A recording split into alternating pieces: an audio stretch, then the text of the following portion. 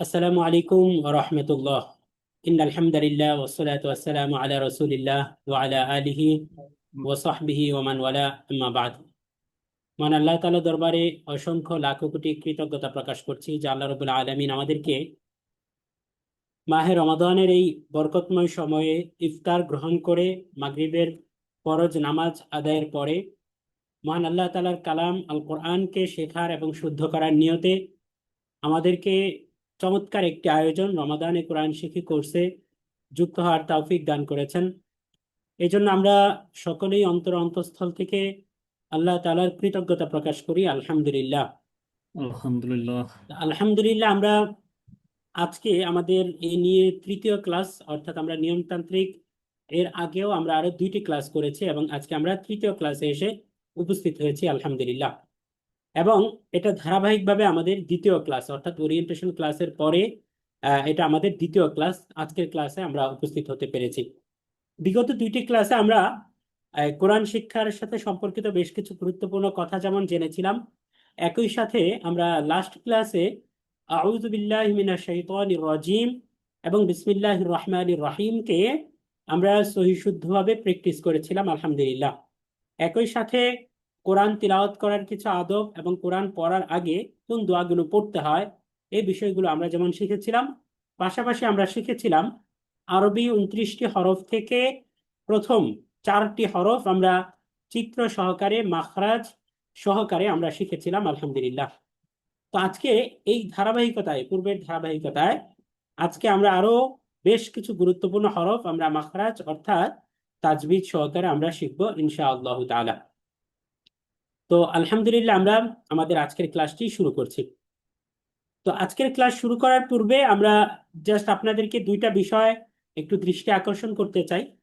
সেটি হলো, আপনারা অলরেডি যারা গ্রুপে আছেন আলহামদুলিল্লাহ, তারা প্রত্যেকেই জানেন যে আমরা আজকে আমাদের যে কমিউনিটি, অর্থাৎ যেই কমিউনিটিতে আমরা এই আগামী 1 মাস পথ চলবো, অর্থাৎ আপনারা যে হোমওয়ার্কগুলো দেওয়া থাকবে এগুলো আপনারা আদায় করবেন এবং পড়াগুলোকে ভিডিও করে আপনারা গ্রুপে আপলোড দিবেন। এতেই আপনাদের পড়ার মধ্যে কোনো ভুল হচ্ছে কিনা এটা আমাদের দিক থেকে দেখে আপনাকে সাপোর্ট দেওয়া হবে ইনশাআল্লাহ তাআলা। তো এই গ্রুপটা আমাদের যে স্টুডেন্টস কোরআনিক রিসার্চ একাডেমি নামে যে গ্রুপটা, আমরা এই গ্রুপের লিংক অলরেডি আজকে গ্রুপে শেয়ার করেছি। এবং একই সাথে আমরা আমাদের আজকের যে হোমওয়ার্কটা ছিল, অর্থাৎ যেহেতু আমরা একটা পথ চলার সঙ্গী হয়েছি, আমরা আগামী 30 দিন একসাথে থাকবো ইনশাআল্লাহ। এবং আল্লাহ যদি তৌফিক দান করেন, হয়তো অন্য কোনো মাধ্যমে আমরা আরো পথ চলাটাকে দীর্ঘায়িত করব। সেটা পরিস্থিতি এবং সময় বলে দিবে ইনশাআল্লাহ তাআলা। তো এই যে আমরা আপাতত 30টা দিন একসাথে থাকবো, আমরা একসাথে কোরআন শিখবো, এর জন্য শুধুমাত্র আমি লেকচার ডেলিভারি দিলাম বা পড়িয়ে দিলাম, আপনি পড়তে পারছেন কিনা, আপনার পড়া হচ্ছে কিনা, এই জিনিসটা যদি যাচাই না করা যায় তাহলে এই লাইভ ক্লাসের উপকারিতা আর বাকি থাকবে না। এখন এই যে স্বল্প সময়, আমরা মাত্র 1 ঘন্টারও কম সময় পাচ্ছি, এই স্বল্প সময়ের মধ্যে আপনাদের প্রত্যেকের থেকে পড়াশোনা এবং সেটাকে ভুল ধরিয়ে দেওয়া, এই যে মানে কিউএনএ সেশন থাকে, এমন সেশনগুলো করাটাও কিন্তু মুশকিল আমাদের জন্য, যেহেতু সময়ের কাছে আমরা প্রত্যেকেই আবদ্ধ, খুব স্বল্প সময়। তো করণীয় কি? করণীয় হলো, আমরা এমন একটা গ্রুপের কথা বলেছি আপনাদেরকে, আমাদের স্টুডেন্টসদের যে গ্রুপ, এই গ্রুপে আমরা এই ক্লাসগুলোতে যা পড়িয়ে দিচ্ছি, যে তার রেকর্ড আপনারা পেয়ে যাচ্ছেন এবং আর্লি পেয়ে যাচ্ছেন, খুব দ্রুতই তারাবির পর পরই পেয়ে যাচ্ছেন, খুব দেরি হচ্ছে না, সময় নষ্ট হচ্ছে না। এই রেকর্ডগুলো দেখে আপনারা ক্লাসের পড়াটাকে খুব ভালো করে আয়ত্ত করবেন। আয়ত্ত করার পরে আমরা যে দিক নির্দেশনা দেই, সেই দিক নির্দেশনা অনুযায়ী আপনি যদি আমাদের গ্রুপে হোমওয়ার্কগুলো জমা দেন, তাহলেই কেবলমাত্র আপনার জন্য উপকার হবে। এছাড়া শুধুমাত্র লাইভ ক্লাসে থাকলে উপকার হবে না যে তা না, তবে আমি বলছি যে লাইভ বলতে যে শব্দটা, লাইভ ক্লাস, লাইভ ক্লাসের উপকারিতা তখনই 16 আনা পূর্ণ হবে যখন আপনি এই আমাদের গ্রুপে হোমওয়ার্ক জমা দিবেন। এতে আমাদের জন্য একটু কসরত বেশি করতে হলেও, যে প্রত্যেকেরটা আমাদের আলাদা চেক করতে হলেও আমরা এই কষ্টটা করতে রাজি, কারণ আমরা চাই আপনারা এই রমাদানের মধ্যেই কোরআন বিশুদ্ধ করে পড়তে শিখুন। তো এই কারণে আমি আবারও রিকোয়েস্ট করব প্রত্যেকের কাছে যে আমাদের যে স্টুডেন্টস যে গ্রুপটা আছে, এই গ্রুপে যারা এখনো জয়েন করেননি তারা প্রত্যেকেই যুক্ত হয়ে নেবেন ইনশাআল্লাহ তাআলা। এবং একই সাথে আপনারা হোমওয়ার্ক গুলো জমা দিবেন। এটা ছিল আমাদের 1 নাম্বার অ্যানাউন্সমেন্ট আপনাদের জন্য। আর দ্বিতীয় যে ঘোষণাটা, সেটা হলো যে আপনারা এই যে লাইভ ক্লাসগুলো হচ্ছে, এই ক্লাসে তো আলহামদুলিল্লাহ অনেক দারুণ দারুণ কিছু আমরা শিখছি আলহামদুলিল্লাহ। তো এই আয়োজনে আপনারা আপনাদের পরিচিত জনদেরকেও বেশি বেশি শেয়ার করবেন ইনশাআল্লাহ তাআলা। সর্বোপরি কথা হলো, প্র্যাকটিসের কোনো বিকল্প নেই। আপনি লাইভ ক্লাসে থাকলেন, বুঝলেন, শিখলেন আলহামদুলিল্লাহ, কিন্তু যদি আপনি প্র্যাকটিস না করেন, নিজে নিজে অনুশীলন না করেন, অন্তত পক্ষে ডেইলি এই ক্লাসের পরে 30 থেকে 40 মিনিট সময় না দেন, তাহলে আপনার জন্য এই 30 দিনে আমরা যে ডেডলাইন সেট করে দিয়েছি, যে গোলটা আমরা আপনাকে দেখাচ্ছি, স্বপ্ন দেখাচ্ছি, এই স্বপ্ন পূরণের পথে আপনি এগিয়ে যেতে পারবেন না। এই কারণে আমরা যেইভাবে আপনাদেরকে দিক নির্দেশনা দেই, বা আমরা যেইভাবে আপনাদেরকে পাশে থাকতে বলি, এইভাবে যদি আপনারা থাকেন ইনশাআল্লাহ তাআলা, তাহলেই আশা করা যায় যে ইনশাআল্লাহ আপনারা উপকৃত হবেন। তো ঠিক আছে, জাযাকুমুল্লাহ খায়রান, আহসানাল জাযা। আমরা আমাদের আজকের ক্লাসটি শুরু করছি।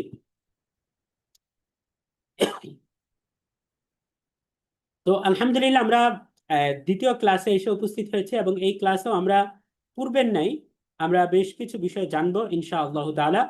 অর্থাৎ সর্বপ্রথম আমরা আগে কোরআন পড়া শুরু করার পূর্বে যে দোয়াগুলো পড়তে হয়, আমরা এই দোয়াগুলো পড়ে নেই। সবাই আমার সাথে সাথে বলেন, রব্বি জিদনি ইলমা। সবাই বলেন আমার সাথে সাথে, ربي زدني রব্বি علما জিদনি।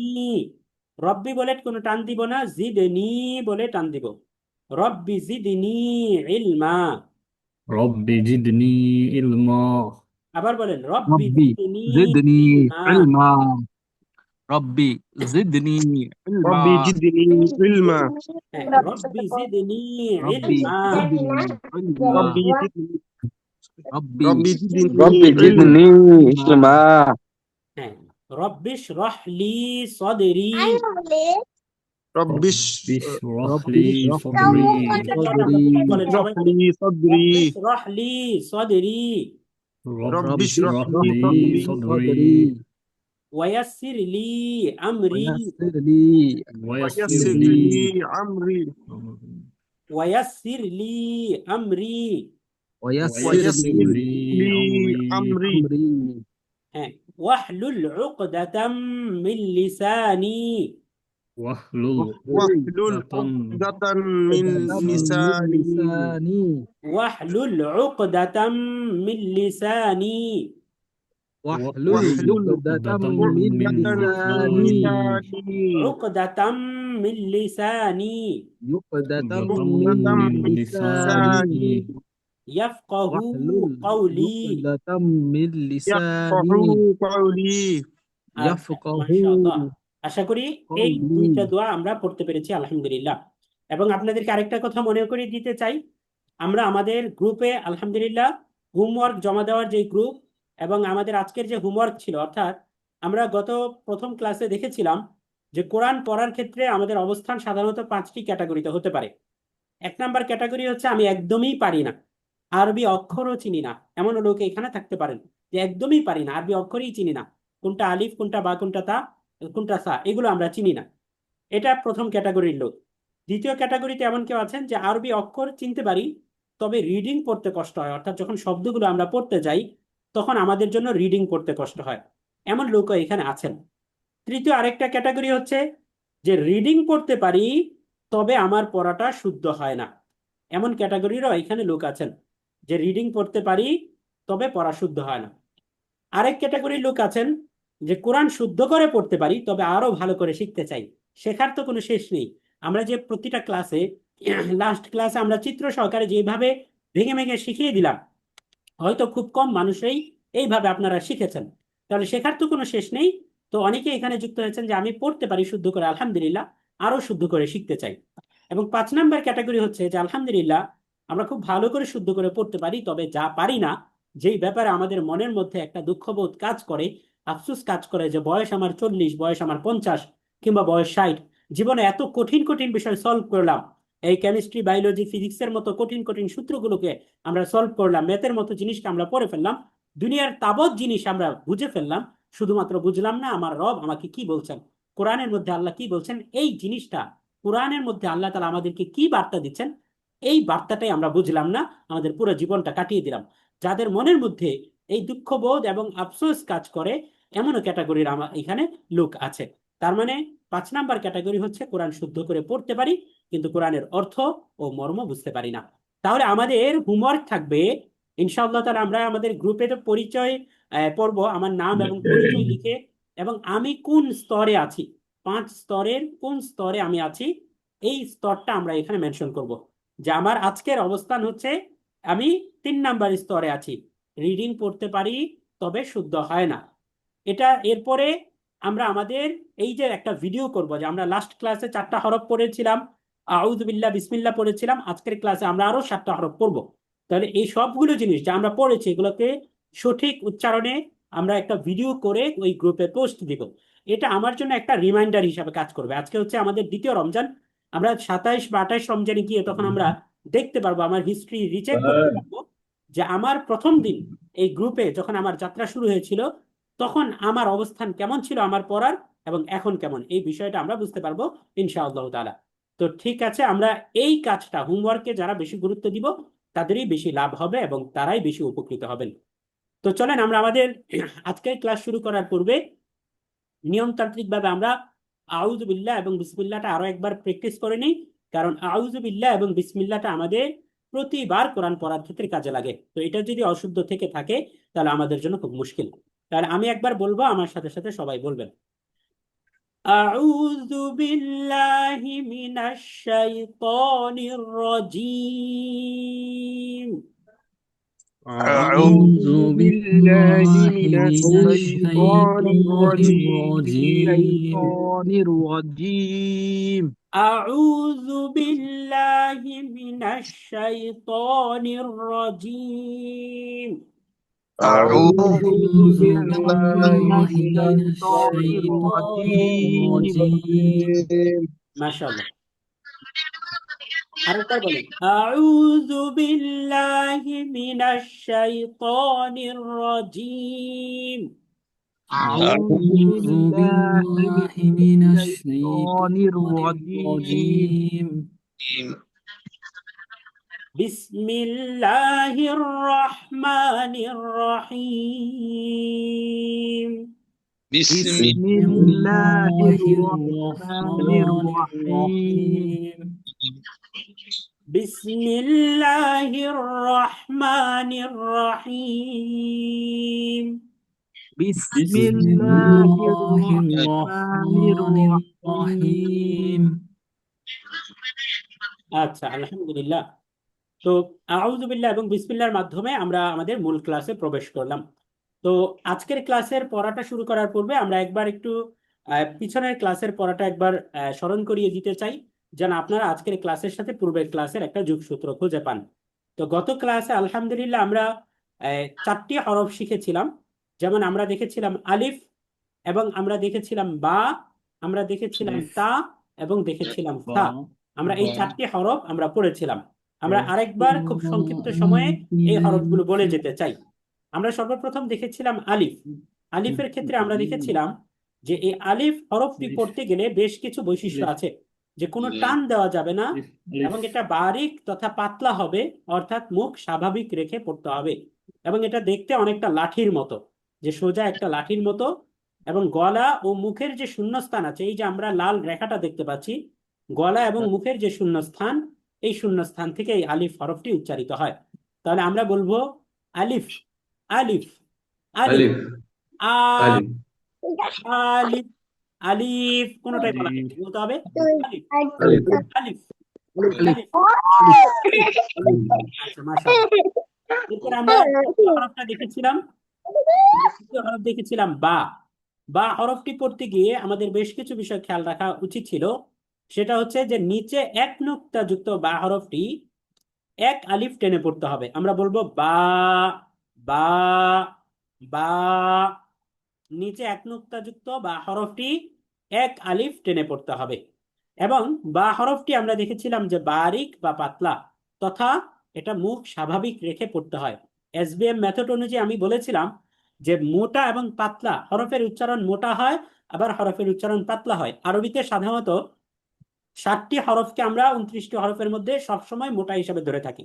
7টি হরফ আমরা সামনে দেখবো ইনশাআল্লাহ। তাহলে কোন হরফের উচ্চারণ মোটা এবং কোন হরফের উচ্চারণ পাতলা, এর মানে কি? এটা সহজে মনে রাখার কৌশল হলো, যেই হরফের উচ্চারণ মোটা হবে ওই হরফ পড়তে গিয়ে আমাকে মুখটা গোল করতে হবে। আমি বলবো হ, আমি খা বললে হরফের উচ্চারণ হবে না, বলতে হবে হ, মুখ গোল হয়ে যাবে।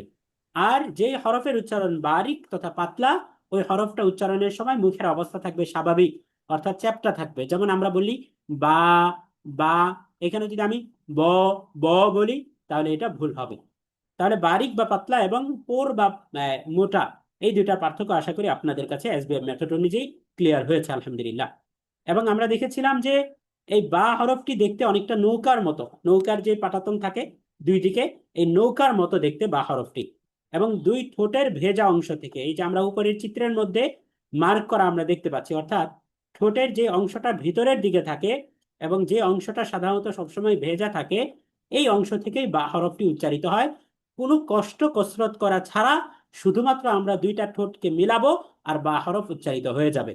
আমরা বলবো বা, আমার সাথে সাথে সবাই বলেন বা, বা, বা। বা, আচ্ছা, মাশাআল্লাহ।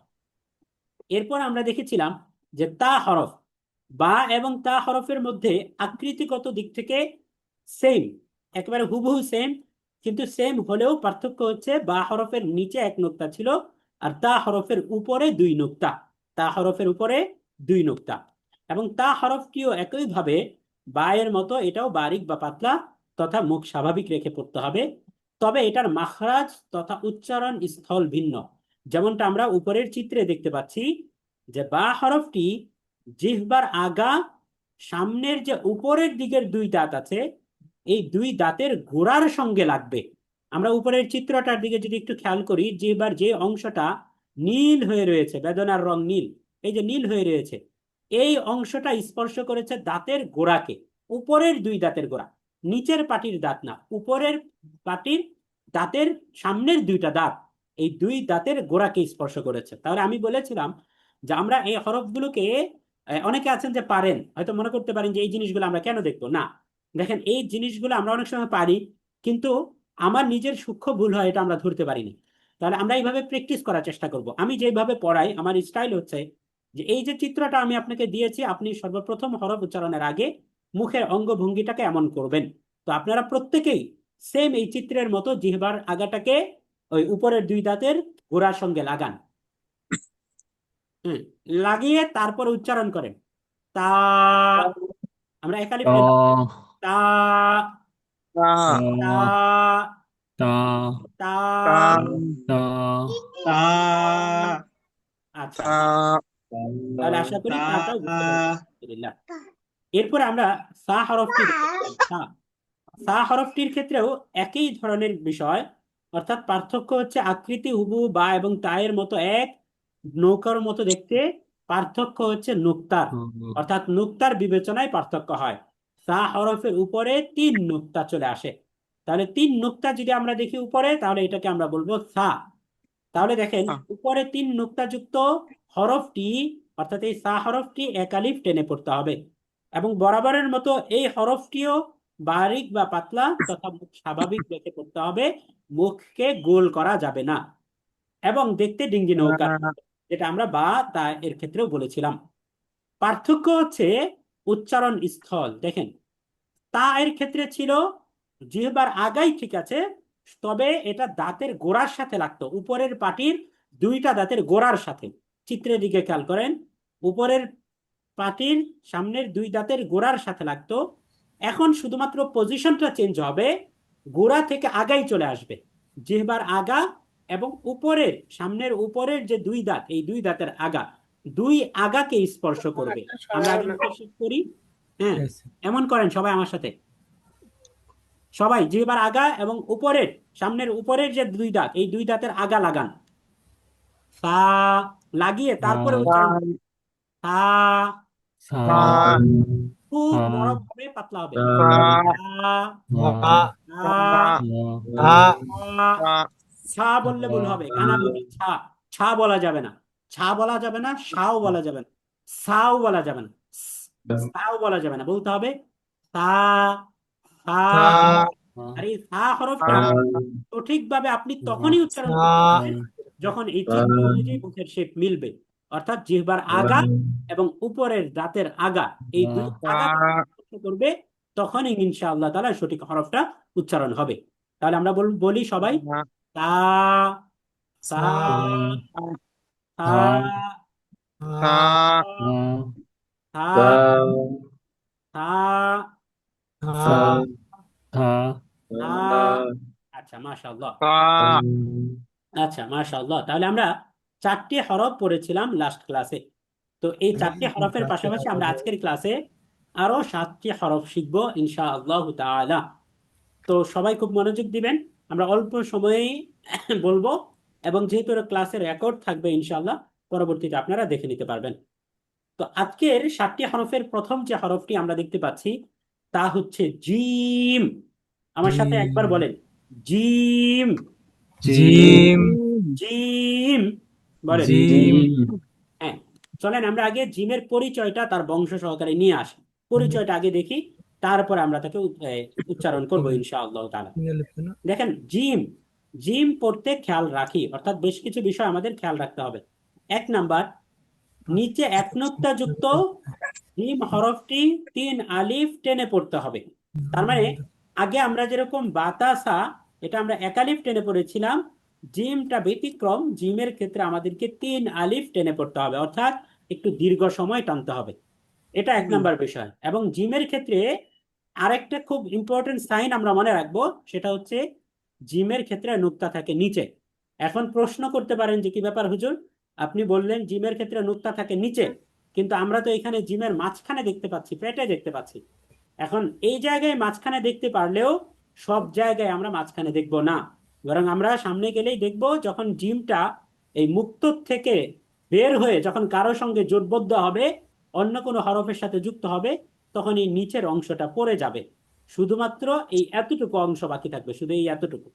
তাহলে তখন আমাদের চেনার একমাত্র ওয়ান এন্ড ওয়ানলি সাইন হচ্ছে নিচে এক নুক্তা। এই কারণে আমরা বলবো জিমের নিচে এক নুক্তা। তাহলে নিচে এক নুক্তা যুক্ত জিম হরফটি 3 আলিফ টেনে পড়তে হবে। আমরা বলবো জিম, জিম, জিম, হ্যাঁ, জিম, জিম, জিম বলে আমরা এখানে লিখলাম। জিম, 2 নাম্বার দেখেন, জিম, এই হরফটিও বারিক তথা পাতলা, অর্থাৎ মুখ স্বাভাবিক রেখে পড়তে হবে, মুখ চ্যাপ্টা হবে, গোল হবে না। এবং এই জিম হরফটাকে দেখতে অনেকটা অনেকটা উল্টো বড়শির মতো। আমরা যে মাছ ধরি, বড়শি, দেখবেন যে এই বড়শির মতো দেখতে অনেকটা, জিম হরফটা অনেকটা বড়শির মতো দেখতে, উল্টা বড়শি, বড়শির মতো। আপনারা মাছ ধরার যে বড়শি দেখেন, এই বড়শির মতো দেখতে। এবং এই জিম হরফের মাখরাজটা কি, এটা আমরা আগে একটু খেয়াল করি। তবে মাখরাজ দেখার আগে চলেন আমরা ব্যাক টু দ্য পিকচার, আমরা পিকচারে চলে যাই। দেখেন, এই যে এখানে পিকচারের মধ্যে আমরা দেখতে পাচ্ছি এই যে জিহ্বাটা, জিহ্বার একেবারে মাঝখানটা নীল হয়ে আছে, এবং উপরের যে হলুদ মাড়ি আছে, তালু আছে, এই তালুর সঙ্গে লেগেছে মাঝখানটা। এই যে দেখেন মাঝখানে গোল মার্ক করা আছে। তার মানে কি বুঝলাম, মানে হচ্ছে এই জিমটা উচ্চারিত হয় জিহ্বার যে মধ্যখান আছে, এই যে দেখেন, এই যে মধ্যখান, এই মধ্যখানটা এর বরাবর যে উপরে আছে, আমরা বলেছি তার বরাবর উপরে, এই যে আমরা উপরে চিত্রের মধ্যে দেখলে বুঝতে পারবো, জিহ্বার মাঝখানটা শুধুমাত্র একটু আপ হবে, জিহ্বা যেভাবে আছে এইভাবেই থাকবে, শুধুমাত্র সে একটু উপরের দিকে উঠে যাবে, উপরের দিকে উঠে সে তালুর সাথে চাপ দিবে। তো জিহ্বার মধ্যখানটা তার উপরের তালুর সাথে লেগে উচ্চারিত হবে জিম। এখন অনেকেই বলে জিম, জিম, যে রাজিম, জিম বলা যাবে না, এটা বলতে হবে জিম। আমরা যেমনি ভাবে বলি জ্যাম, আমরা বলি জিম, আমরা বলি জামালপুর, আমরা বলি বর্গীয় জ, এই বর্গীয় জ বলতে হবে, অর্থাৎ জিম, জ্যাম, জামালপুর যেমনি বলি, আমরা জামালপুর বলি না, বা আমরা জ্যাম বলি না, আমরা বলি জ্যামে আছি, আমি জ্যামে পড়ে আছি, বা আমি জিম করছি। তাহলে এই যে জিম, জ্যাম, জামালপুর যেমনি বলি, একইভাবে আমরা জিম বলবো। তাহলে আমার সাথে সাথে সবাই উচ্চারণ করেন, সবাই জিম বলেন। জিম, আরো সুন্দর করে বলতে হবে, বাকিরাও বলেন সবাই, যারাই বলবেন তারাই জিতবেন, যারাই চুপ থাকবেন তারাই ঠকবেন। খেয়াল করেন, জিম, জিম বলেন, জিম, সবাই বলেন জিম বলেন জিম জিম জিম হ্যাঁ জিম বলেন জিম আচ্ছা আলহামদুলিল্লাহ। তো জিম হরফটি কি সবার কাছে ক্লিয়ার হয়েছে? আলহামদুলিল্লাহ ক্লিয়ার হয়েছে। জি আলহামদুলিল্লাহ আলহামদুলিল্লাহ।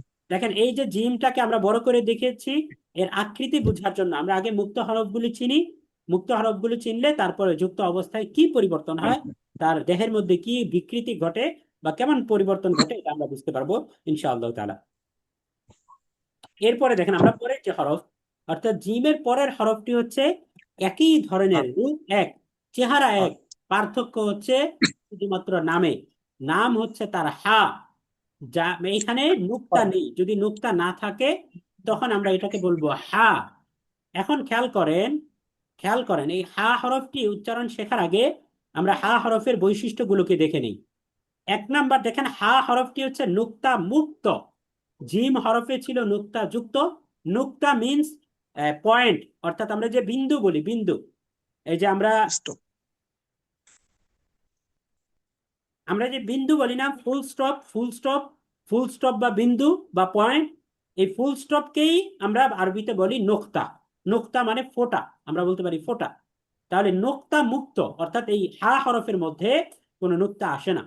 এই নোক্তা মুক্ত হা হরফটিকে একালিফ টেনে পড়তে হবে এবং হা হরফটিও বারিক তথা পাতলা, মুখ স্বাভাবিক রেখে পড়তে হবে এবং এটা দেখতে উল্টা বর্ষির মতো, পার্থক্য শুধুমাত্র নোক্তা নেই। তবে এর উচ্চারণ স্থল ভিন্ন। জিমের উচ্চারণ স্থল ছিল এই জায়গাটা, এই যে আমি মার্ক করে দিচ্ছি জিহ্বার মধ্যখান, এটা ছিল জিমের উচ্চারণ স্থল। কিন্তু হা এর উচ্চারণ স্থল দেখেন হলকের মধ্যখান হইতে হা, এই যে হলকের মধ্যখান। এখন খেয়াল করেন সবাই, আমাদের হলকের মধ্যখান কোনটা আর শুরু কোনটা এটা নিয়ে আমাদের প্যাচ লাগে। বেশিরভাগ মানুষের প্যাচ লাগে হলকের মধ্যখান, শুরু এবং শেষ কোনটা। কারণ আমরা সামনে জানবো, অনেকেই জানি যে হলক অর্থাৎ গলা। হলক মানে হচ্ছে গলা। সবাই বলেন হলক মানে কি? গলা। হলক মানে হচ্ছে গলা। গলা। তাহলে হলকের শুরু কোনটা, গলার শুরু কোনটা বা শেষ কোনটা? আমরা কি আমাদের দিক থেকে জিহ্বার যে অংশটা, আমরা কি এই অংশকে শুরু ধরবো নাকি এই যে এই অংশকে শুরু ধরবো? তো এখানে শুরুটা হচ্ছে একেবারে শেষ থেকে, অর্থাৎ আমাদের দিক থেকে যে গলার শেষ, ওই শেষ প্রান্ত মানেই শুরু। তাহলে এখানে শুরুটা হচ্ছে এই যে এই অংশটা, এই যে নিচের যে অংশটা আমি মার্ক করছি, এটা হচ্ছে শুরু। আর মধ্যখান তো অলরেডি মার্ক করা আছে, আর শেষ হচ্ছে এই অংশটা, এটা হচ্ছে গলার শেষ। তাহলে আমরা গলার শুরু, মধ্যখান এবং শেষ আশা করি বুঝতে পারলাম আলহামদুলিল্লাহ। আমরা কেউ আঁকাআঁকি করব না, অ্যানোনেট যে অপশনটা আছে আমরা এই অপশনে ক্লিক করব না। যদি আপনারা কেউ আঁকাআঁকি করেন তাহলে হয়তো আমরা কঠোর পদক্ষেপ নিতে বাধ্য হব, আমাদের ক্লাসের শৃঙ্খলার সাথে আপনাদেরকে রিমুভ করতে বাধ্য হব। আচ্ছা খেয়াল করেন সবাই, জাজাকুমুল্লাহ। কারণ এখানে প্রত্যেকেই সম্মানিত ব্যক্তি, সবারই সময়ের খুব দাম আছে। কোনো কারণে আমাদের ক্লাসের মনোযোগ বিচ্ছিন্ন হোক এমন কিছু আমরা করব না ইনশাল্লাহ, প্রত্যেকেই বুদ্ধিমত্তার পরিচয় দিব। জাজাকুমুল্লাহ খায়রান, আহসানাল জাযা।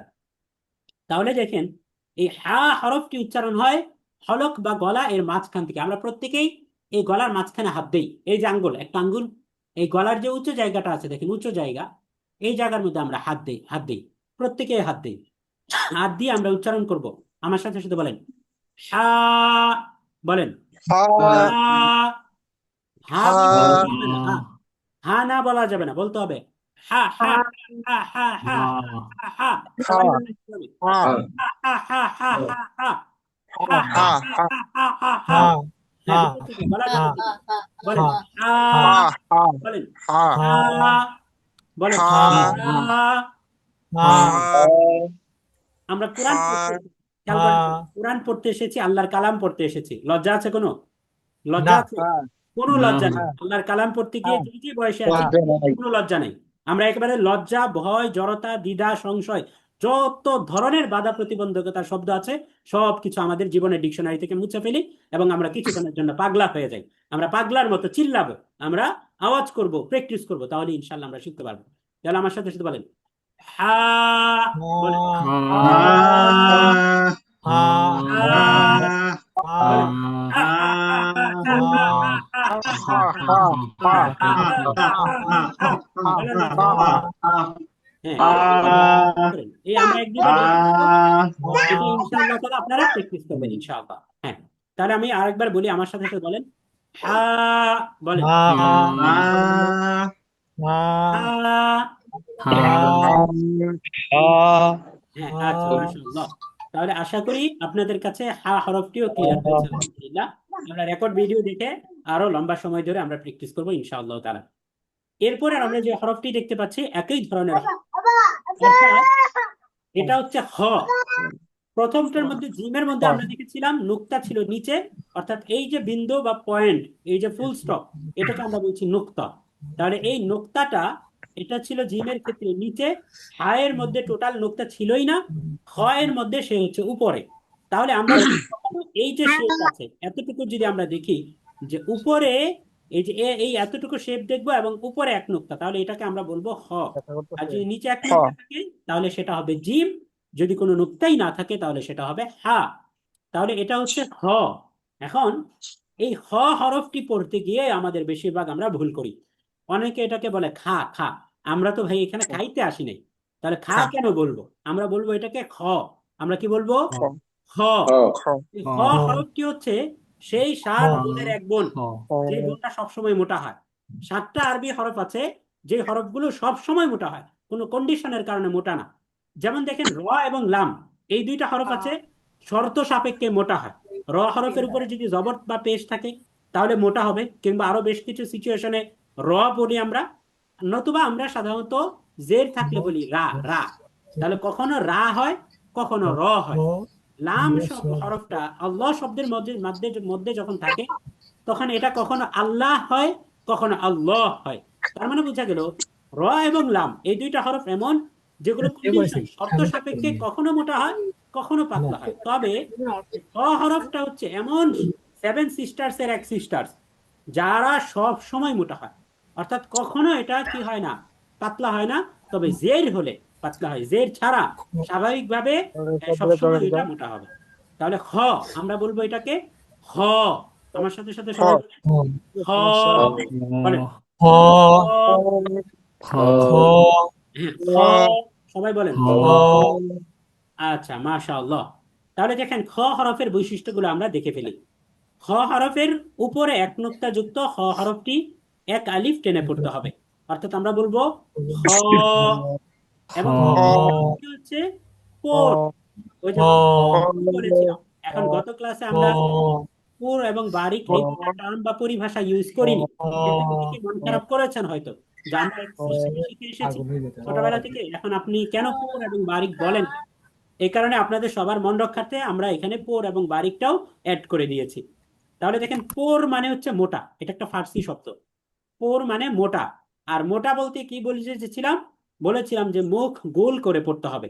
যেমন খেয়াল করেন, হ হরফ উচ্চারণ করার সময় অটোমেটিকলি আপনার মুখটা গোল হয়ে যাচ্ছিল। খা বলেন, খ খা খা আদা না অন্য খা। কাপড় খা বললে দেখবেন মুখ পাতলা, খা খা। কিন্তু হ বললে মুখ গোল হয়। তাহলে আমরা খ বলবো। এবং এই কে হরফটি দিব হচ্ছে বর্ষির তুমি দিবে কিলে দেখতে উল্টা বর্ষির মতো। তবে পার্থক্য হচ্ছে এটার উচ্চারণ স্থল। খেয়াল করেন চিত্রটার দিকে। এই যে বলেছিলাম হলকের শেষ ভাগ, প্রশ্ন কমন পড়লো একটু আগে, যে প্রশ্নটা রিভিল করেছিলাম, প্রশ্ন ফাঁস করে দিয়েছিলাম, এটা কমন পড়েছে। দেখেন যে হলকের শুরু বলতে আমরা বলেছিলাম এই অংশ, একেবারে নিচের অংশ, বুকের সাথে যে অংশ থাকে এটা, বা কাঁধের সাথে যে অংশ থাকে এটাকে আমরা বলেছি হলকের শুরু। আর শেষ বলেছি থুতনির সাথে যে অংশ থাকে এটাকে আমরা বলেছি শেষ। তাহলে এই যে দেখেন জিহ্বার যে শেষ, এটা হচ্ছে হলকের শুরু।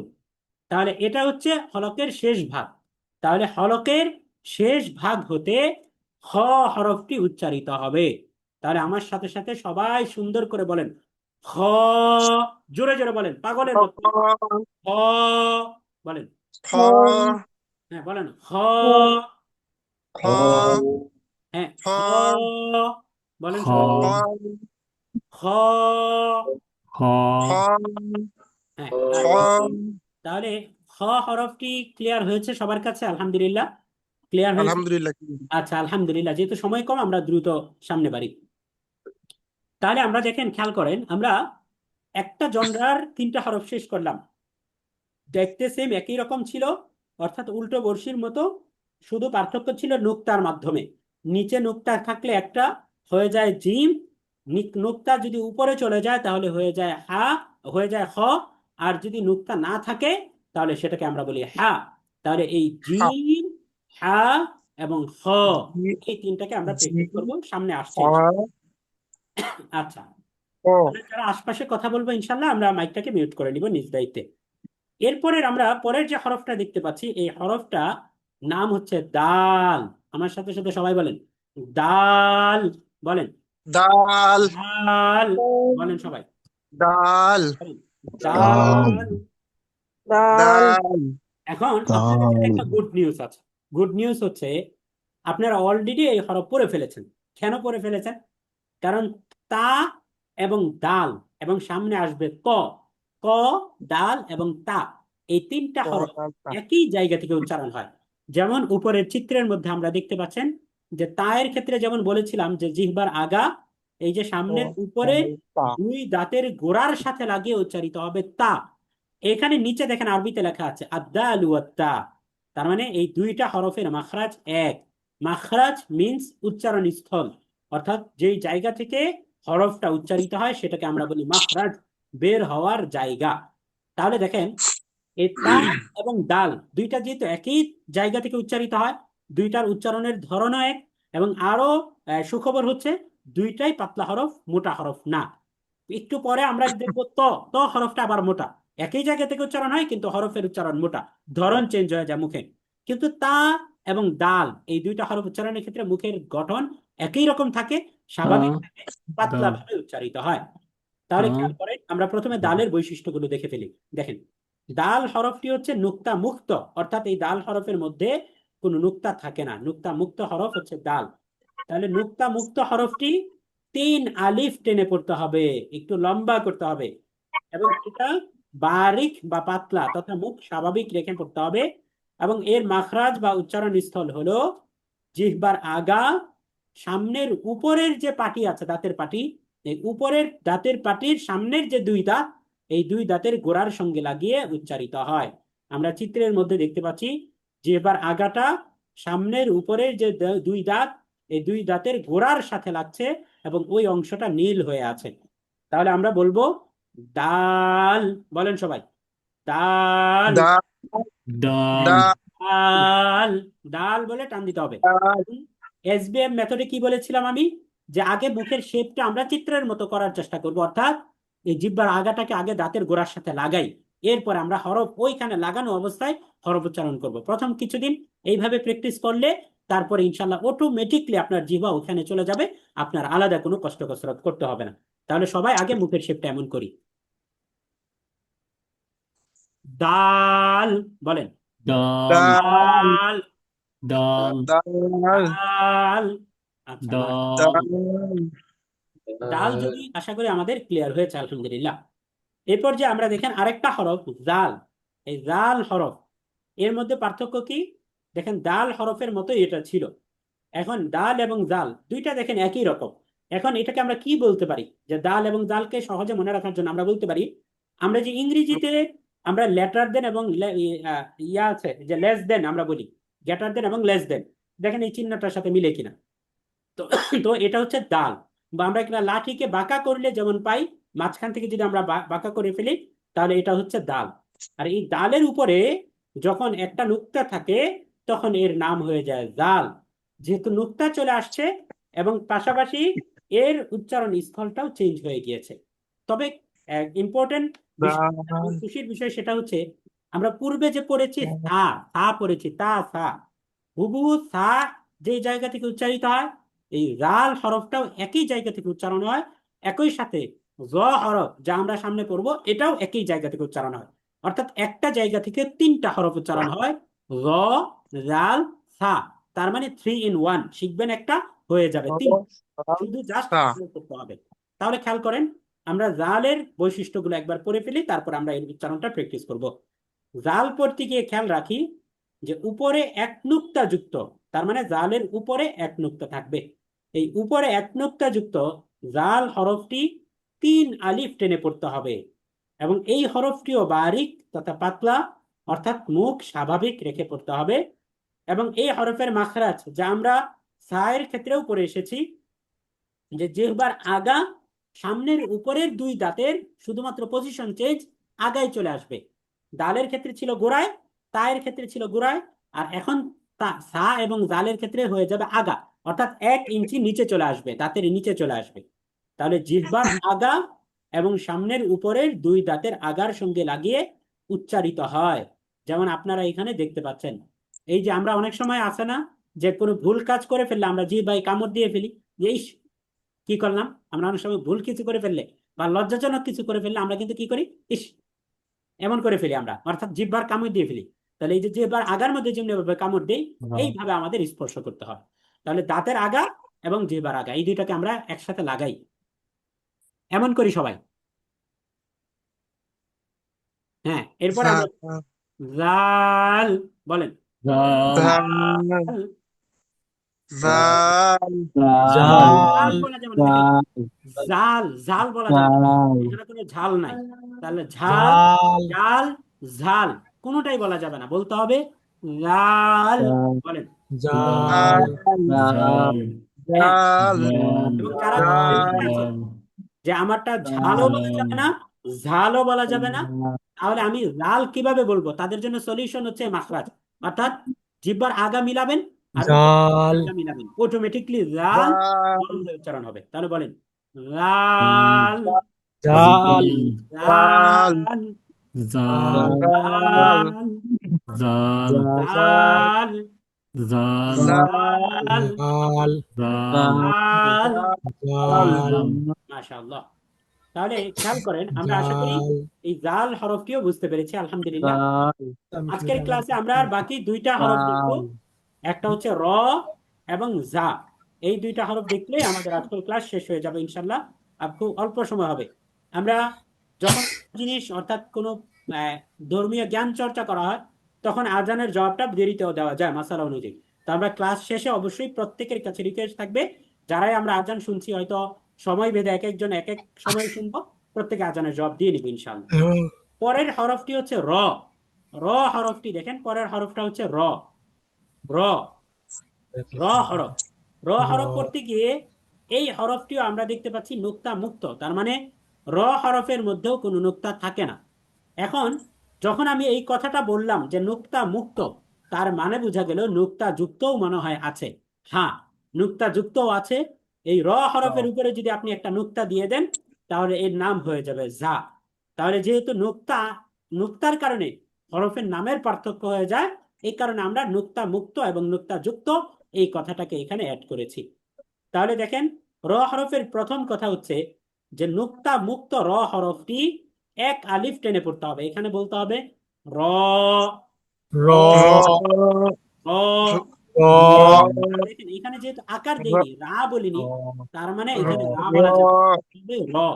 আমরা যে বলি ব শূন্য র, শুধু রটা বলতে হবে র।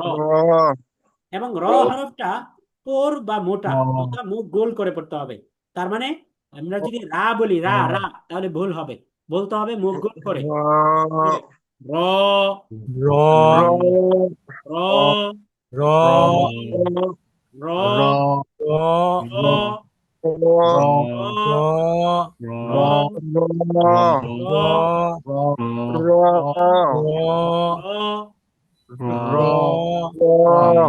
আচ্ছা, মাশাআল্লাহ।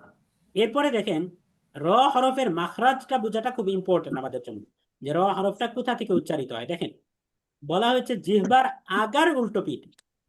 এই যে এটা হচ্ছে জিহ্বার আগা, এ এটা হচ্ছে জিহ্বার আগা, এটা হচ্ছে উল্টা পিঠটা, এটা হচ্ছে জিহ্বার আগার উল্টা পিঠ। এই উল্টা পিঠ তার বরাবর যে তালু আছে উপরে, এই তালুর সঙ্গে লাগিয়ে উচ্চারণ করতে হবে। যেমন দেখেন এই যে এখানে জিহ্বার আগার উল্টো পিঠ আছে, তাহলে জিহ্বার আগার উল্টো পিঠটাকে আমরা লাগাই, চিত্রের মতো আমরা করি, বলি আমরা এই যে এইভাবে করি র। বলেন আমার সাথে সাথে বলেন র, র, র,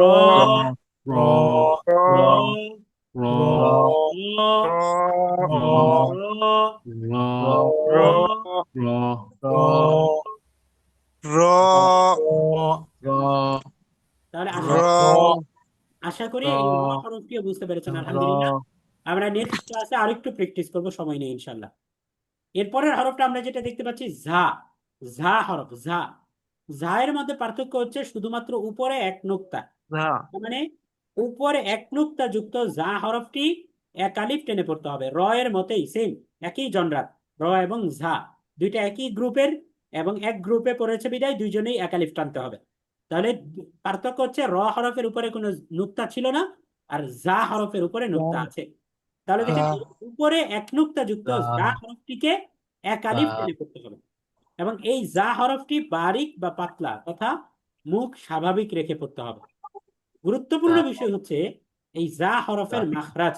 দেখেন আগে আমরা চিত্রটার দিকে খেয়াল করি। দেখেন জিহ্বার আগাটা, এই জিহ্বার আগাটা নিচের যে দাঁত আছে, এই যে দেখেন এখানে দেখা যায় নিচের যে দাঁত, এই নিচের দাঁতের বরাবর মাঝে স্পর্শ করেছে, নিচেও না উপরেও না। এই নিচের যে পাটি, দাঁতের যে সারি আছে, এই দাঁতের সারির দুইটা দাঁতের পেট অর্থাৎ মাঝখানে লাগবে, পেট এবং আগার অংশটাতে লাগবে, নিচের গোড়ার অংশে না। তাহলেই গা উচ্চারিত হবে। তাহলে দেখেন জিহ্বার আগা সামনের নিচের দুই দাঁতের আগার সঙ্গে লাগিয়ে উচ্চারিত হয়। এই যে দেখেন জিহ্বার আগা, এটা এই যে সামনের, এই যে যে নিচের সামনের নিচের যে দাঁত আছে, এই দুই দাঁতের পেট এবং আগা, অর্থাৎ পরিপূর্ণ আগা না, আবার পরিপূর্ণ গোড়াও না, পেট এবং আগার দিক অর্থাৎ উপরের যে দিক, এই এই অংশে লাগিয়ে উচ্চারণ করতে হবে। তাহলে আমরা একবার মুখের শেপটাকে এমন করি, জিহ্বাটাকে নিচের দাঁতের আগার এবং মাঝখানের সঙ্গে লাগাই। হ্যাঁ, এরপর আমরা বলি ঝা, বলেন ঝা ব্যঞ্জন আওয়াজ হবে। ঝা ঝা ঝা, বলেন ঝা ঝা, ঝা, যা বলা যাবে না, যারা যা বলতেছেন তাদেরটা ভুল হচ্ছে। যা বলা যাবে না, বলতে হবে ঝা। এবং ঝা যখন আপনি জিহ্বার আগাটাকে দাঁতের নিচের দাঁতের সাথে লাগাবেন তখনই যা হবে, এর আগে আর যা হবে না, ভুল হবে, যা হবে। তাহলে ঝা যা, বলেন ঝা যা, যা। আচ্ছা, তাহলে আশা করি হরফটি আপনাদের ক্লিয়ার হয়েছে আলহামদুলিল্লাহ। আমরা রেকর্ড দেখে নেব ইনশাআল্লাহ। তাহলে দেখেন আজকে আমরা টোটাল আমরা আরো বেশ কিছু ধাপে আমরা প্র্যাকটিস করব। যেমন আমরা কয়েকটা গ্রুপে ভাগ করে আমরা প্র্যাকটিস করব, আর কয়েক মিনিটের মধ্যে শেষ হয়ে যাবে, 5 মিনিটে শেষ হয়ে যাবে ইনশাআল্লাহ। তাহলে দেখেন আজকে আমরা টোটাল 7টি হরফ শিখলাম। এর এর মধ্যে প্রথম গ্রুপে আছে 3টি হরফ। একটা হরফের নাম হচ্ছে জিম, আরেকটা হরফ হচ্ছে হা এবং খ। একই গ্রুপে পড়েছে। এই জোটের তিনজনে জোটবদ্ধ হয়েছে, এবং তাদেরকে চেনার উপায় হচ্ছে উল্টা বড়শির মতো, বলেছিলাম যে উল্টা বড়শির মতো। তাহলে খেয়াল করেন যে এই যে জিম, জিম, জিম এবং হা এবং হ, তাহলে আমরা এই তিনটাকে একসাথে বলি, একসাথে আমরা সবাই বলি জিম হা খ, বলেন বলেন হা খ, বলেন দেখেন জিমের মধ্যে 3 আলিফ টান, হা এবং খ এর মধ্যে 1 আলিফ টান। তাহলে আমরা বলবো হা খ, বলেন একসাথে বলেন বলেন জিম হা খ, বলেন একসাথে পড়ালেখা শেষ, তুমি এগুলো করতেছ না? হা খ, বলেন জিম হা হা খ একসাথে বলতে হবে। আপনারা বারবার প্র্যাকটিস করবেন, একসাথে না বললে জড়তা কাটবে না। জিম হা খ জিম হা খ, জিম হা খ এভাবে আপনারা নিজেরা নিজেরা বারবার বলবেন। এরপরে দেখেন পরবর্তীতে আমরা আরো দুটা গ্রুপকে পেয়েছি। সবাই পরে আমরা আরো দুটা গ্রুপকে পেয়েছি। 1 নম্বর গ্রুপে ছিল ডাল, আরেকটা গ্রুপে ডাল জাল, এবং দ্বিতীয় গ্রুপে হচ্ছে র ঝা। দেখতে একই রকম। ডাল জাল হচ্ছে ওই যে গ্রেটার দেন, এই এই যে চিহ্নটা আছে এর মতো, এবং অর্থাৎ আমরা ভিটাকে, ইংরেজি যে ভিটাকে যদি আমরা রোটেট করি তাহলে এটা হবে ডাল। এবং জাল, এবং এক নং উপরে জাল। তাহলে দাল এবং জাল, দাল এবং জালের ক্ষেত্রে আমরা দেখেছি 3 আলিফ করে টান দিতে হয়। তাহলে আমরা একবার বলি, দাল। দাল দাল দাল হ্যাঁ বলেন, দাল দাল, জাল, বলেন। জাল দাল জাল বলা যাবে না, বলতে হবে জাল, জাল, জাল দাল দাল, জাল দাল। দাল জাল দাল মাশাআল্লাহ। জাল এরপরে দেখেন আমরা র হরফ দেখেছিলাম, র, এই র হরফ এবং ঝা, দুইটার মধ্যে আমরা পার্থক্য দেখেছি যে র ঝা, র র থেকে র, আর র দুইটা হরফেই এক আলিফ টেনে পড়তে হয়। এই কারণে আমরা একবার বলি র জা, বলেন র জা, রজা না যা বলে, রোজা এই যে যিনি যা বলেছেন রজা এটা যা বলতে হবে, যা। রজা জিহ্বার রোজা রোজা আগাটাকে নিচের দাঁতের পেটের সাথে লাগান, নিচের দাঁতের রজা রোজা রোজা, রোজা রজা রোজা, রজা রোজা। রজা আচ্ছা আলহামদুলিল্লাহ। তো চলেন আমরা আরেকবার আমরা সবগুলো হরফ পড়ে নিই। দেখেন 3 জোড়া হরফে আমরা এখানে দেখতে পাচ্ছি, 3 জোড়া হরফ। আমরা যে 7টি হরফ আজকে শিখলাম, 1 নাম্বার জোড়া ছিল এটা, 2 নাম্বার জোড়া ছিল এটা, এবং 3 নাম্বার জোড়া। তাহলে 3টা জোড়াই আমরা একসাথে দেখতে পাচ্ছি। আমরা একবার সবগুলো হরফ পড়ে নিই, আমার সাথে সাথে বলেন, জিম, বলেন, জিম বলেন, জিম হা, বলেন, খ। এবার একসাথে বলেন, জিম হা খ। জিম হা খ হা খ এর মধ্যে এক আলিফ টান হবে, জিমের মধ্যে 3 আলিফ। জিম হা খ। জিম হা খ আচ্ছা মাশাআল্লাহ। এরপরে দেখেন দাল জাল, দুইটার মধ্যে 3 আলিফ টান হবে। তাহলে বলেন দাল, দাল দাল। দাল জিহ্বার আগা উপরের 2 দাঁতের গোড়ার শকে লাগবে, দাল। দাল হ্যাঁ, এরপরেরটা দেখেন, জিহ্বার আগা উপরের দাঁতের আগার সাথে লাগবে, লাল, বলেন, জাল লাল, জাল জাল। জাল আচ্ছা এবার একসাথে বলি আমরা, দাল, জাল। দাল এরপরে দেখেন এরপর হচ্ছে র এবং ঝা, র ঝা। এখন র ঝা দুইটার মধ্যে এক আলিফ করে টানতে হয়। তাহলে আমরা একসাথে বলি র ঝা, বলেন র ঝা, বলেন র ঝা, র ঝা, র ঝা। আচ্ছা আলহামদুলিল্লাহ। তো ঠিক আছে আলহামদুলিল্লাহ, আমাদের ক্লাসটা এই পর্যন্তই ছিল। আমরা একবার হাদিসটাকে স্মরণ করিয়ে নিই। আল্লাহ রাসূল সাল্লাল্লাহু আলাইহি ওয়াসাল্লাম বলেছেন, তোমাদের মধ্যে ওই ব্যক্তি সর্বোত্তম যে নিজে কোরআন শিখে এবং অন্যকে শেখায়। তাহলে আজকের ক্লাসে আলহামদুলিল্লাহ আমরা আরো 7টি হরফ শিখলাম। আমি একবার একটু জানতে চাই আপনাদের কাছে, যারা উপস্থিত আছেন প্রায় 40+ মানুষ, কেমন লেগেছে আজকের ক্লাসটা আপনাদের কাছে? আলহামদুলিল্লাহ ভালো লেগেছে আমি সবার মুখ থেকে শুনতে চাই একবার, কেমন লেগেছে ক্লাসটা? আলহামদুলিল্লাহ আলহামদুলিল্লাহ কি মনে হচ্ছে আমরা 30 দিনে শিখতে পারবো কোরআনটা ইনশাআল্লাহ?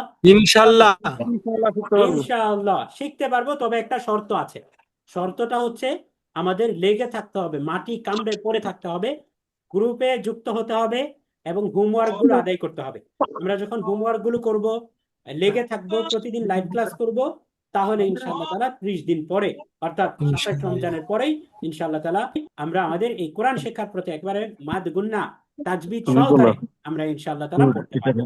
আমরা এই হরফের ক্লাসটা আর 2টা ক্লাসের মধ্যে শেষ হয়ে যাবে, এবং আমরা মাখরাজ সহকারে হরফগুলোকে এমন ভাবে শিখবো। কোরআন পড়ার ক্ষেত্রে আমার এই দীর্ঘ 8-10 বছরের পড়ানোর জার্নিতে আমি হাজারো স্টুডেন্টকে পড়িয়েছি, বেশিরভাগ ভুল করে। যদি আমি কোরআন পড়ার ভুলটাকে পার্সেন্টেজ হিসেবে কাউন্ট করি, তাহলে 90%, 90% ভুল করে তাহলে আমরা এই হরফের উচ্চারণটাকে আমরা খুব ভালো করে শিখবো ইনশাআল্লাহ তাআলা। ঠিক আছে, জাযাকুমুল্লাহ খাইরান, আহসানাল জাযা। ঘড়িতে 7:45 আমাদের বিদায়ের ঘন্টা বাজছে। কারো কোনো প্রশ্ন যদি থাকে আচ্ছা, তাহলে আমরা করতে একটা পারি। প্রশ্ন, একটু কালকের যে রেকর্ডিং আছে ওইটা কোথা থেকে পাওয়া যাবে? এটা আমাদের এটা যে আমার তো আমাদের ক্লাসের যে রেকর্ডিংটা দ্রুত পাওয়ার জন্য আমাদের Facebook page Quranic research academy, এই ফেসবুক পেজ, এই পেজটাকে ফলো করবেন সবাই। Facebook page Quranic research academy, 3.5 লাখের মতো মানুষ আমাদের সাথে যুক্ত আছেন আলহামদুলিল্লাহ। আর আমাদের ইউটিউব চ্যানেলেও পেয়ে যাবেন, তবে ইউটিউব চ্যানেলে পেতে একটু সময় লাগবে। আর চিন্তার কোনো কারণ নেই, আপনারা যারাই কমিউনিটি থেকে বা বিভিন্ন গ্রুপ থেকে যুক্ত হয়েছেন, আমাদের যে গ্রুপ অর্থাৎ রমাদানে কোরআন শিখির যে গ্রুপটা আছে, যে গ্রুপে প্রায় 770 জনের মতো মেম্বার যুক্ত আছেন আলহামদুলিল্লাহ, 700+। এই গ্রুপে তারাবির পরে ক্লাসের রেকর্ডটা পেয়ে যাবেন ইনশাআল্লাহ তারা, এবং আমাদের পেজও পেয়ে যাবেন। তো আমি পেজের লিঙ্কটা দিয়ে দিব এবং লাস্ট ক্লাসের লিঙ্কটা দিয়ে দিব, তাহলে আপনাদের জন্য সহজ হবে। আর কারো কোনো প্রশ্ন আছে? জি আসসালামু আলাইকুম হুজুর। ওয়ালাইকুম আসসালাম রহমতুল্লাহ।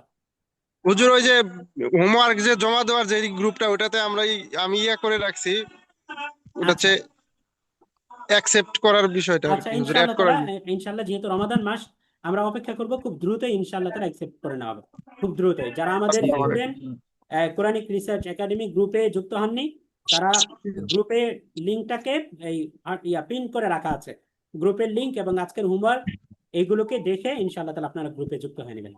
আর কারো কোনো জি, প্রশ্ন একটা আছে? প্রশ্ন ছিল, দুইটা প্রশ্ন ছিল আমার। একটা হচ্ছে এই যে ছাটা উচ্চারণ করে, এটা কি হচ্ছে থর মতো উচ্চারণটা হবে নাকি সর মতো উচ্চারণটা হবে, মানে সা উচ্চারণ করার ক্ষেত্রে আমরা যেটা না পড়ি। আরেকটা দেখেন, হচ্ছে আপনার সা যে আহ, হরফটা, সা হরফটাকে আমরা আসলে বাংলায় প্রকাশ করার মতো কোনো শব্দ অক্ষর নাই সা। এই কারণে আমরা বলেছি যে বাংলা উচ্চারণে আরবিকে আনা যায় না। এই সা হরফটি হচ্ছে খুবই পাতলা নরম একটা হরফ, খুব নরম।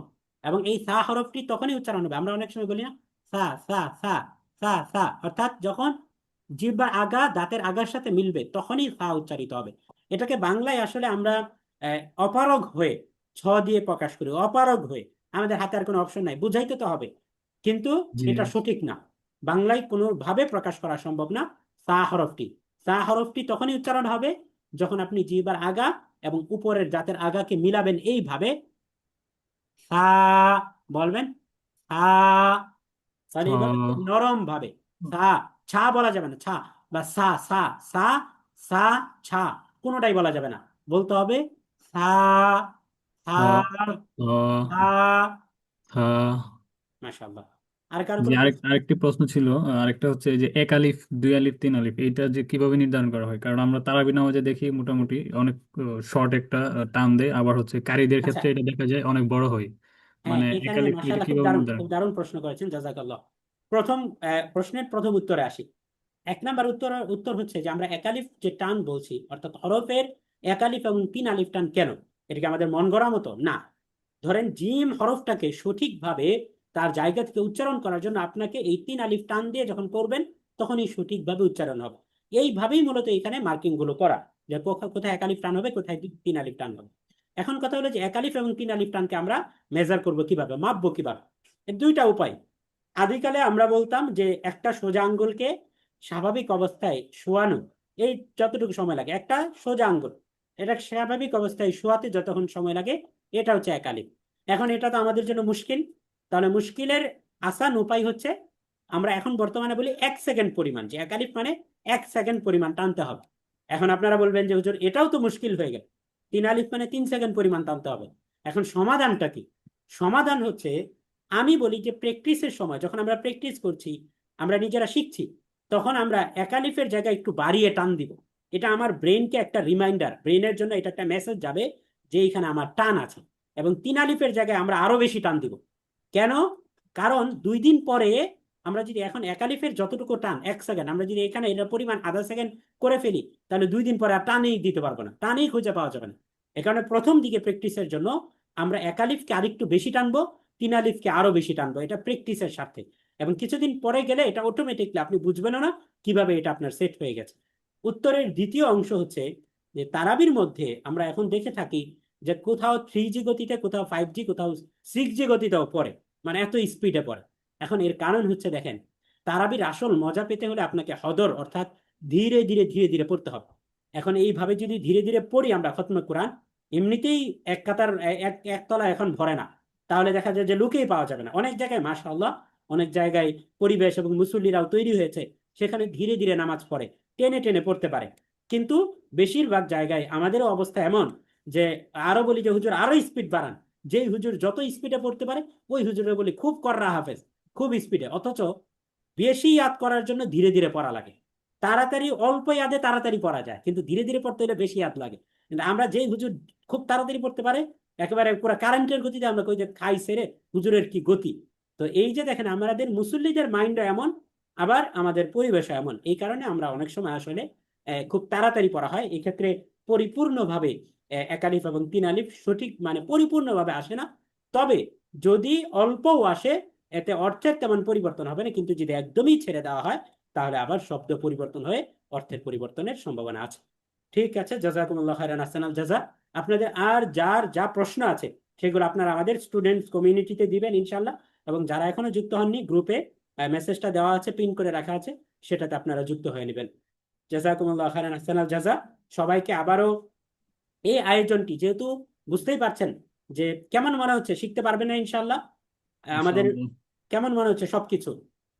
জি ইনশাআল্লাহ। হ্যাঁ ইনশাল্লাহ। আলহামদুলিল্লাহ, তাহলে আলহামদুলিল্লাহ। যদি আয়োজনটা আপনাদের কাছে ভালো লেগে থাকে, আমাদের শ্রম যদি একটু হলেও আপনাদেরকে ভালো লাগা উপহার দিতে পারে, তাহলে আপনারা এই আয়োজনটির কথা বেশি বেশি শেয়ার করবেন, আমাদের পেজের পোস্টগুলোকে শেয়ার করবেন, ভিডিওগুলো যেহেতু রেকর্ড দিয়ে দেওয়া হচ্ছে এগুলোকে শেয়ার করবেন, যেন আপনার উসিলায় অন্য কেউ এই কোরআন শেখার পথে যুক্ত হতে পারে ইনশাআল্লাহ তাআলা। আমরা একবার দোয়াটা পড়ে ফেলি। সুবহানাল্লাহি ওয়া বিহামদিহি, সুবহানাকা আল্লাহুম্মা ওয়া বিহামদিকা, আশহাদু আল লা ইলাহা ইল্লা আনতা, আস্তাগফিরুকা ওয়া আতুবু ইলাইক। অর্থাৎ এই পুরো মজলিস জুড়ে আমাদের কথার মধ্যে যদি কোনো অসঙ্গতি বা কোনো ভুল ত্রুটি হয়ে থাকে আমরা আল্লাহর কাছে ক্ষমা চেয়ে নিলাম। এটা হচ্ছে মাজলিসের দুয়ার কাফফারা, অর্থাৎ কাফফারার দোয়া। আমরা ক্ষমা চেয়ে নিলাম, আল্লাহ তাআলা আমাদেরকে মাফ করে দিবেন। জাযাকুমুল্লাহ খাইরান, আহসানাল জাযা।